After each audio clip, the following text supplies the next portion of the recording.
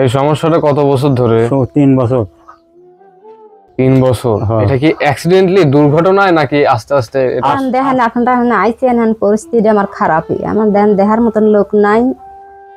আমার একটা ছেলে মানুষ করেছি, তার হইলো 2টি বেটা, তার দেখার মতন পরিস্থিতি নাই।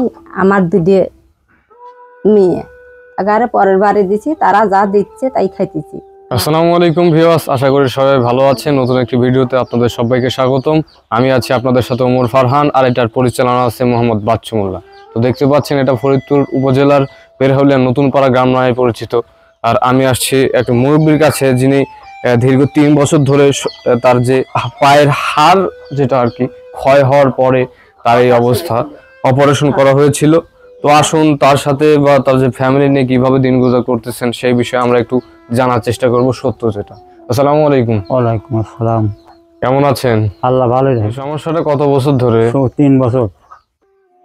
3 বছর। এটা কি অ্যাক্সিডেন্টলি দুর্ঘটনায় নাকি আস্তে আস্তে? এটা আস্তে আস্তে যে দুর্ঘটনাই হয়েছে হয়া বাবা, যে আইটি যাবে লইছি আর পা কাটটা পড়ি ভেঙে গেছে।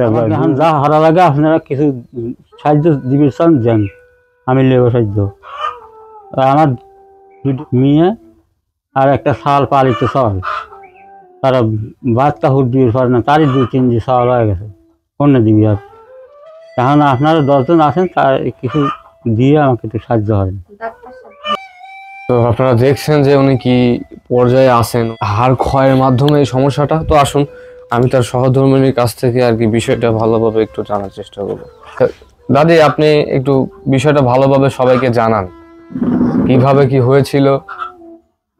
ধরেন যে পাটা ওই টিউমার যাইতে হয়েছিল ভিতরে, অপারেশন করছিল, এক সাইডে হয়ে গেছিল। এখন আবার আঁটকির বসিয়ে পা মোচর খায়া পাটা ভেঙে গেছে। হ্যাঁ, ভেঙে গেছে। তখন ডাক্তার দয়া হয়ে ডাক্তার রাইতে পয়সা নাই, চিকিৎসার পাইনি, ওরাই হত্যা করে। এটা চিকিৎসা কোথায় করছিলেন?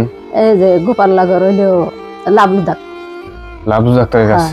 মানে কোন রকম অ্যামাউন্ট নেয় নাই, আপনাদের সমস্যা দেখে আর কি সহযোগিতার হাত বাড়াইছেন। আমি অসংখ্য ধন্যবাদ জানাচ্ছি ডক্টর লাবলুকে। ভিজিটও লাই নাই, আবার ধরেন যে এবার এক্সএমএক্স হতে টেহলাই না, আইতো লয়, কিন্তু পর হিসেবে দয়া হিসেবে যেটু করতেছে ভালো। হ্যাঁ, ওটাই তো, আল্লাহ তাআলা যাকে তৌফিক দেন সেই করেন।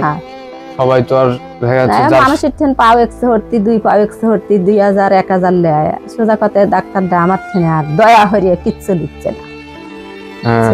দেখতেছেন যে আপনার যখন বলছেন যে আপনার 2টা মেয়ে আছে, ছেলে নাই বলতেই নাই, আর সাথে একালে একা আমি দেখতেছি তো কেউ নাই, ওরাই ডাক্তারই ধরিয়ে পেরিয়ে তুলে দেয় গাড়ি।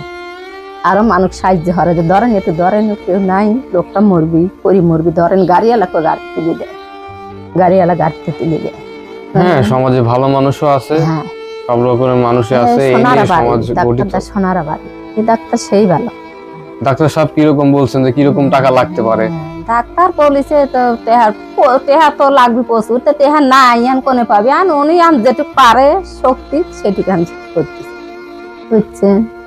উনি যেটা পারেন সেটাই করতেছে।